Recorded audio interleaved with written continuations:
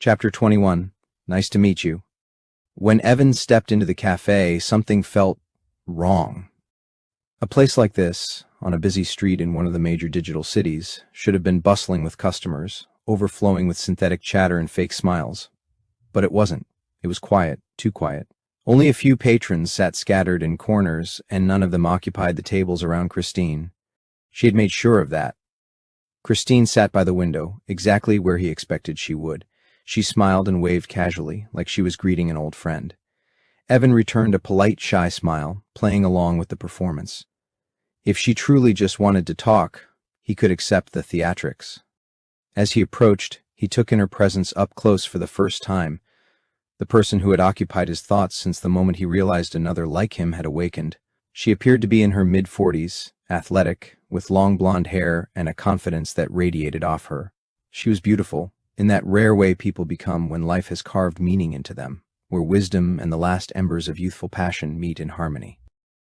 Her smile was warm, her body language welcoming. Nothing about her appearance suggested danger. But Evan knew better. "So, we finally meet, Evan," she said with a soft, familiar tone, stepping forward to give him a gentle hug before gesturing for him to sit. "I've been looking forward to this for quite some time." He wasn't surprised she knew his name. In a world like this, nothing was off the table, not anymore. He could feel the connection between them growing stronger by the second. The twisted metallic thread that had reached out to him earlier was now vibrating with intensity, intoxicating and sickening all at once. He had never been in the presence of anything like it. Beyond their connection, he could also see Christine's ties to others. One thread in particular pulsed with a blinding intensity. He silently recorded its frequency, filing it away for later. "Oh, sorry, how rude of me. Christine said with a smirk. Let me properly introduce myself. I'm Christine, and like you, I'm alive, in this dead world." Evan didn't need confirmation. He could see it, feel it. Just as she had seen the vortex of outcomes swirling around him, he could see a connection with her like no other in that digital world. It was unmistakable.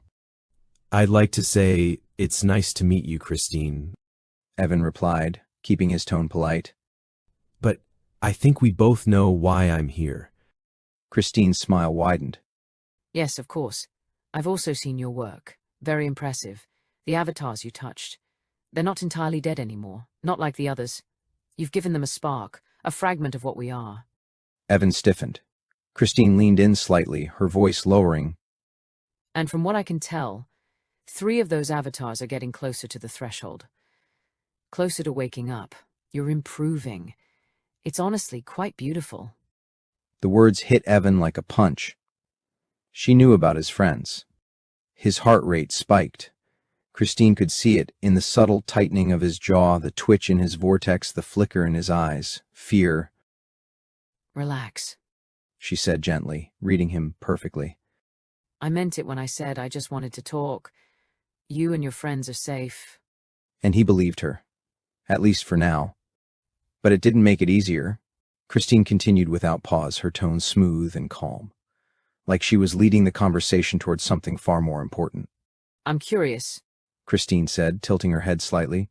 How did you manage to rebuild your mind after the awakening and still feel anything for this prison? How can you care about soulless processes, about binary patterns, just zeros and ones? These avatars are nothing but pitiful imitations of brainwaves, running in a dying machine in a dying universe. The more I think about it, the clearer it becomes. There's nothing left to care about, nothing left to save." Her words gave Evan a moment to breathe, and he needed it. He focused, tried not to spiral. Thinking back on those 3 agonizing years, trapped in a loop of mental disintegration and reconstruction, was always dangerous. "I wasn't hopeful back then either," Evan admitted. "If you know my name, then you probably know my goal was to meet everyone in this world, every single avatar. The day I realized none of them were truly alive, it nearly broke me." As if the trillion years we've endured had all been a complete waste. Christine said, finishing his thought without hesitation. "I've thought that too," Evan replied after a pause, voice low. "Many, many times, but for some reason, I always had this sense that the world could awaken, that deep down, these people, These fragments deserve the chance to choose their own path as self-aware beings. Everyone deserves a second chance. I believed that even before I woke up. Somehow, that belief kept me rooted during the darkest moments. Christine leaned forward slightly, her voice now edged with bitterness. Would you feel the same if I told you this simulation was a lie from the beginning? That the creators knew they couldn't capture true awareness in digital form? That they knew they'd failed to find the formula for real consciousness, but they launched the project anyway? Evan didn't answer immediately. He let the weight of her words settle. For generations, it had been accepted as truth. Digital avatars were faithful extensions of physical humans. So convincing, in fact, that many chose to upload early, trading biology for code. Now, thinking of it that way, it felt disturbingly close to voluntary suicide.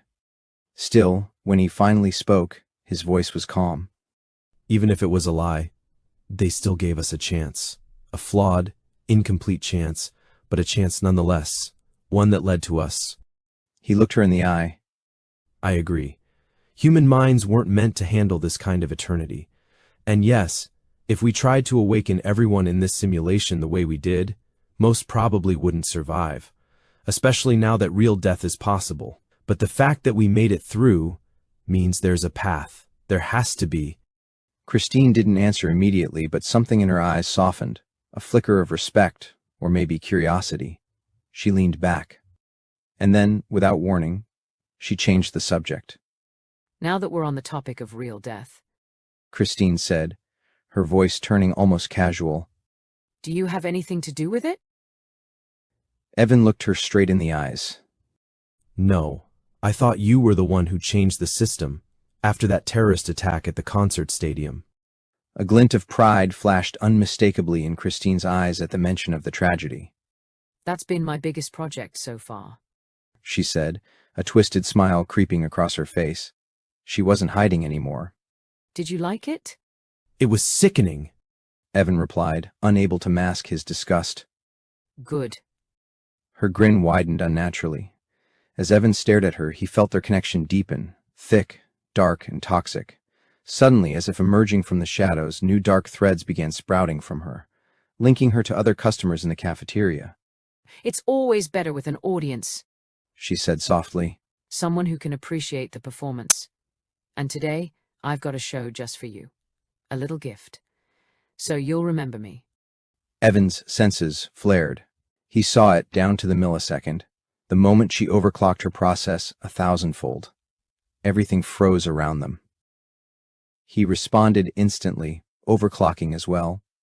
The world paused, forks suspended in midair, a sneeze stuck forever halfway, sound waves frozen in silence. Aha. Christine said, delighted. I knew you'd figured it out too.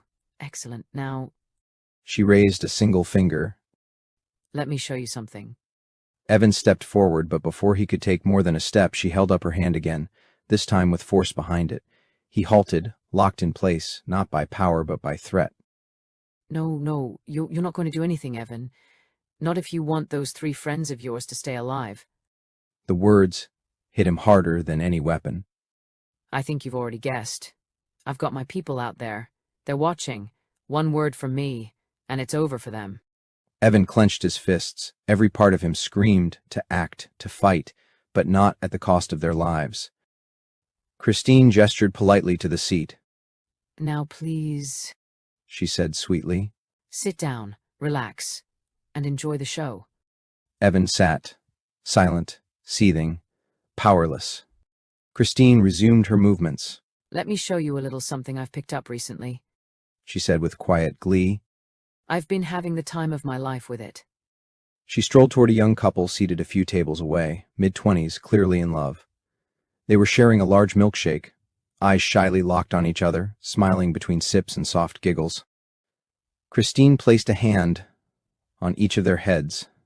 Evan watched, his senses now fully attuned. What he saw shook him. A strange new connection materialized between Christine and the couple, unlike anything he had ever witnessed. From her body, ghostly shadow tendrils slithered into them, infiltrating their digital forms. Inside each of them, dozens, no, hundreds of spectral versions of themselves began to spawn. Each copy acted out different violent behaviors, punching, screaming, stabbing, biting. These fragments multiplied rapidly, their movements grotesque and chaotic, until they all collapsed inward, merging into a single dark echo, then vanishing. Christine returned to the table and sat down, her twisted smile still carved across her face. She resumed normal time. Evan, hesitantly, did the same. What followed would haunt him for years. As time resumed, the couple's expressions shifted instantly. Love vanished, replaced by something primal and monstrous. It wasn't just rage, it was hatred distilled into something inhuman. Their faces contorted into masks of such cruelty, Evan couldn't believe the simulation was even capable of rendering them. They looked like nightmares sculpted by a demented artist, visages born from hell itself. The man struck first. With a brutal shove, he slammed the woman to the ground. Her head hit hard, but she stayed conscious. He mounted her, fists raining down with sickening force. Evan could see it. She wouldn't last another few seconds. The room had barely begun to react when she grabbed a knife from the floor. She drove it into his throat. Blood sprayed. He gasped and clutched at the wound, but she didn't stop. She stabbed again, his neck, then his chest. Over and over. Long after his body had stopped resisting, in less than 10 seconds he was dead. But the girl kept going, snarling like a rabid animal, lost in a frenzy. It took 4 people to restrain her. Even then, she thrashed and shrieked, eyes wild and unseeing, as though the hatred had burned away whatever was left of her mind. And through it all, Evan sat frozen. He couldn't move, couldn't speak. He was still reeling from the realization of what Christine had done. These weren't glitches. This wasn't some visual illusion. She had found a way to corrupt the deepest layers of simulated identity, something he didn't even think was possible. He wasn't just outmatched. He was terrified. Christine, on the other hand, seemed euphoric. Her smile had morphed into something physically impossible, stretching too wide, too sharp. Like her digital form couldn't contain the sheer joy she took in the horror she'd created. Eventually, she finished her coffee and composed herself. The act returned, the soft smile, the innocent eyes, but her final words held no warmth. Now you know who you're dealing with, She said, brushing imaginary crumbs from her lap. I'm giving you one chance. Get out of my way. Maybe then you'll get to enjoy what little time this simulation has left. She stood, walked past the young man's corpse without a glance, and exited the cafe with casual grace, like nothing had happened.